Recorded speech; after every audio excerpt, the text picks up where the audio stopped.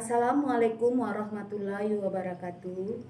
Selamat jumpa kembali pada video pembelajaran Ibu hari ini. Adapun pembelajaran hari ini yaitu KD 3.3, yaitu menganalisis hubungan struktur dan fungsi gen, DNA, kromosom dalam penerapan prinsip pewarisan sifat pada makhluk hidup.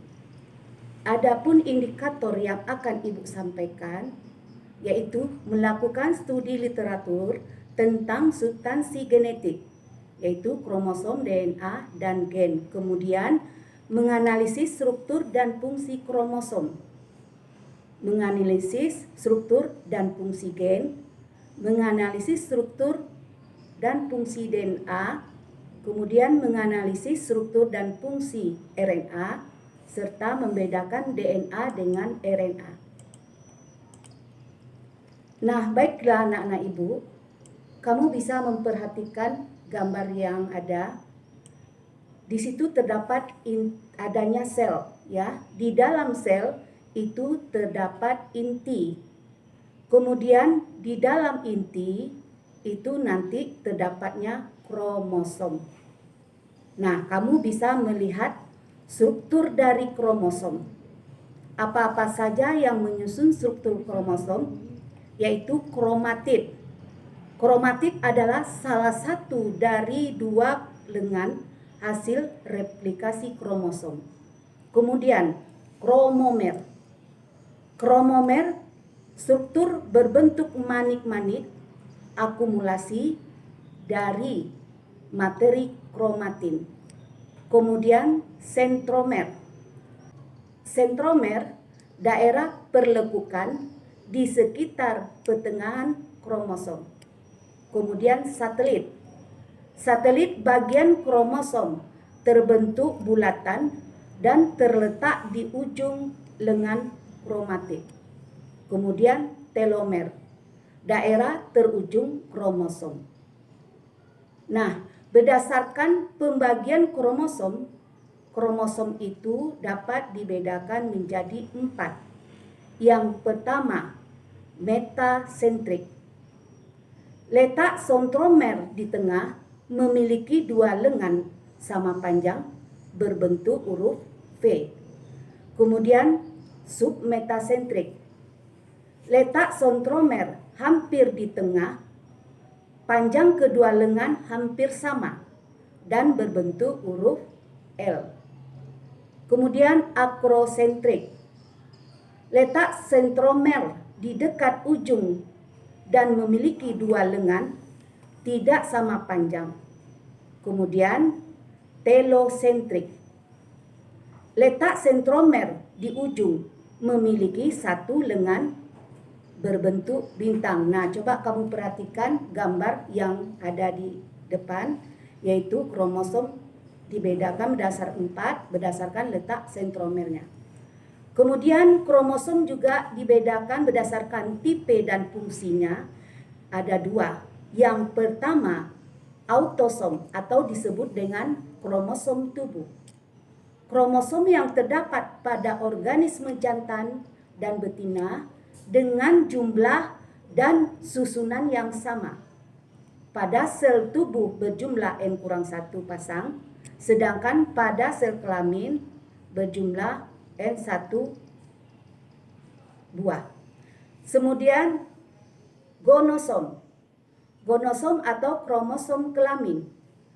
Kromosom yang terdapat pada organisme jantan dan betina dengan jumlah dan susunan yang berbeda, berperan menentukan jenis kelamin.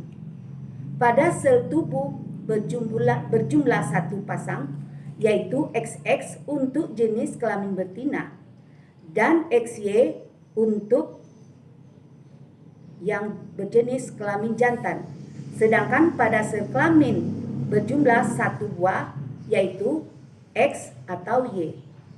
Nah, sekarang coba kamu perhatikan jumlah kromosom pada makhluk hidup. Jumlah kromosom pada makhluk hidup itu berbeda-beda. Nah, Di situ kamu bisa melihat jumlah kromosom manusia, gorila, kuda, itu jumlahnya berbeda ya. Sampai kromosom udang. Nah, kalau kita perhatikan jumlah kromosom pada manusia itu banyaknya 48 buah atau 23 pasang, sedangkan lalat buah itu jumlah kromosomnya 8 buah atau 4 pasang. Nah, bagaimana bentuk kromosomnya? Nah, ini coba kamu perhatikan kromosom untuk laki-laki dan perempuan itu ada yang membedakan pada kromosom gonosomnya, ya. Nah, di sini Ibu akan jelaskan bahwa kromosom manusia itu jumlahnya tadi 46. Makanya kromosom autosomnya untuk laki-laki itu adalah 22 AA tambah XY atau 44A tambah XY.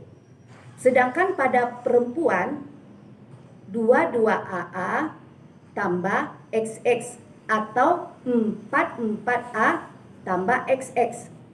Nah, bagaimana kromosom gonosom pada laki-laki, yaitu sel telurnya, yaitu 22A tambah X atau 22A tambah Y. Sedangkan perempuan sel telurnya, kromosomnya 22A tambah X. Nah, sekarang perhatikan lagi gambar lalat buah. Tadi lalat buah jumlah kromosomnya itu ada 8 ya. Nah, makanya untuk jantan kromosom autosomnya tubuhnya yaitu 3AA tambah XY atau 6A tambah XY. Sedangkan betina 3AA tambah XX atau 6A tambah X. Nah, kromosom kromosom gonosomnya yang jantan itu adalah 3A tambah X atau 3A tambah Y. Nah, sedangkan yang betina itu adalah 3A tambah X. Nah, sekarang Ibu akan menjelaskan gen. Gen adalah segmen DNA, bahan genetik yang terkait dengan sifat tertentu yang diwariskan kepada keturunannya. Gen merupakan ekspresi DNA dengan protein yang dibuat yang berada di sekelilingnya. Nah, bagaimanakah sifat-sifat gen? Gen mengandung informasi genetik, kemudian dapat menduplikasikan diri, kemudian ditentukan oleh susunan kombinasi dari basa nitrogennya, dan masing-masing gen memiliki fungsi yang berbeda. Sedangkan fungsi gen mengatur perkembangan dan proses metabolisme individu atau organisme, kemudian menyampaikan informasi genetik dari generasi ke generasi berikutnya, kemudian sebagai zat tersendiri yang terdapat di dalam kromosom. Nah, apa pula itu alel dan alel ganda? Alel yaitu gen-gen yang terletak pada lokus yang bersesuaian dari kromosom yang homolog. Ekspresi dari alel dapat serupa, misalnya A dengan A besar dengan A besar, atau A kecil dengan A kecil. Sedangkan alel ganda yaitu gen-gen yang memiliki lebih dari satu alel. Urutan penulisan anggota alel ganda disesuaikan dengan urutan dominansinya. Contohnya warna rambut kelinci dan golongan darah pada manusia. Nah, coba kamu perhatikan ya pasangan dari gen atau alelnya. Nah, selanjutnya Ibu akan menjelaskan DNA atau deoksiribonukleik acid.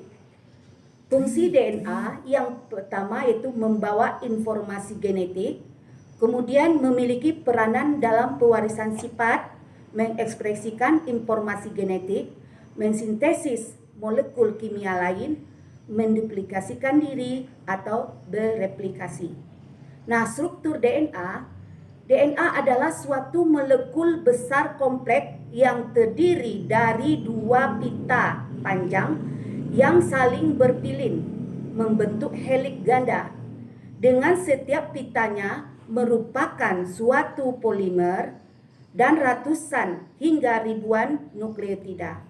DNA adalah suatu molekul besar kompleks yang terdiri dari dua pita panjang yang saling berpilin membentuk heliks ganda. Dengan setiap pitanya merupakan suatu polimer dari ratusan hingga ribuan nukleotida. Setiap nukleotida itu terdiri dari gula pentosa deoksiribosa, kemudian gugus fosfat, kemudian basa nitrogen. Basa nitrogen tersusun dari basa purin dan basa pirimidin. Basa purin yaitu berupa guanin dan adenin, sedangkan basa pirimidin itu berupa timin dengan sitosin.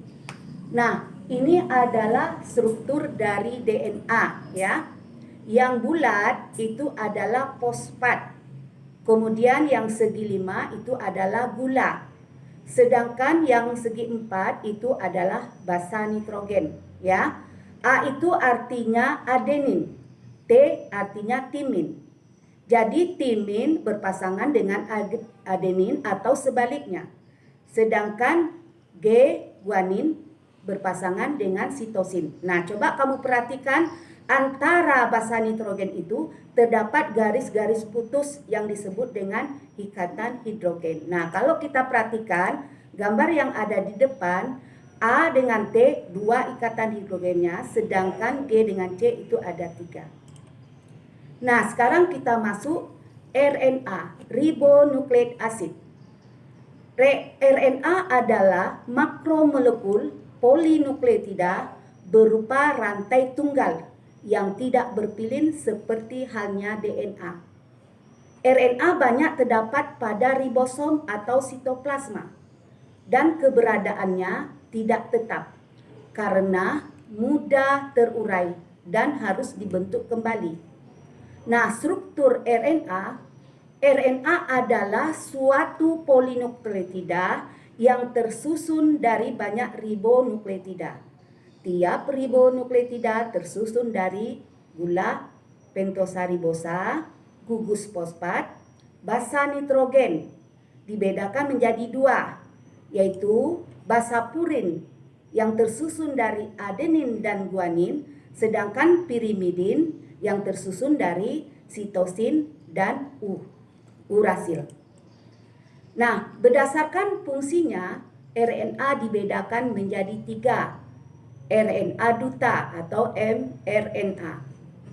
Rantai tunggal panjang yang tersusun atas 100 nukleotida RNA ini terbentuk melalui proses transkripsi di dalam inti sel oleh DNA. Fungsi dari mRNA adalah sebagai pembawa kode genetik atau kodon dari inti sel ke sitoplasma. Kemudian RNA pemindah atau transfer atau tRNA. Rantai tunggal pendek yang dibentuk DNA di dalam inti sel kemudian diangkut ke sitoplasma. Fungsi dari RNA adalah sebagai penterjemah kodon dari mRNA dan mengangkut asam-asam amino dari sitoplasma ke ribosom. Nah, selanjutnya RNA ribosom atau rRNA. Rantai tunggal tidak bercabang serta fleksibel. Pada ribosom yang dibentuk DNA di dalam inti sel, jumlahnya lebih banyak daripada mRNA ataupun tRNA. Nah, fungsi dari rRNA adalah sebagai mesin perakitan polipeptida pada sintesis protein. Nah, coba kamu perhatikan tabel yang ada di depan. Apa perbedaan dari DNA dan RNA? Nah, di sini dilihat dari bentuk, fungsi, letak, komponen gula, ukuran, jumlah, biasanya nitrogen, kemudian kadarnya, dan keberadaannya. Nah, jadi bisa kamu amati ya, kamu pelajari apa saja yang membedakan. Salah satunya misalnya kalau kita lihat gulanya ya. Nah, ini banyak perbedaannya. Nah, demikianlah materi yang Ibu sampaikan hari ini.